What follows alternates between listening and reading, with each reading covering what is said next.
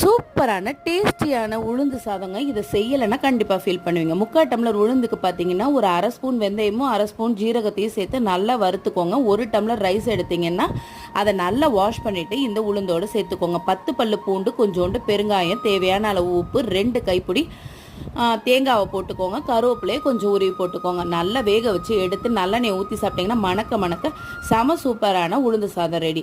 இதுக்கு கோழி குழம்பு வந்துட்டு பட்டை கிராம்பு போட்டுட்டு கொஞ்சமாக எண்ணெயை ஊற்றி நல்லா வெங்காயத்தையும் கொஞ்சோண்டு இஞ்சி பூண்டு பேஸ்ட்டு, மஞ்சத்தூள், மிளகாத்தூள், கரம் மசாலா தூள், கொஞ்சமாக சிக்கன் மசாலா தூள் போட்டு எல்லாத்தையும் பெரட்டி எடுத்திங்கன்னா செம சூப்பரான கோழி குழம்பு ரெடி.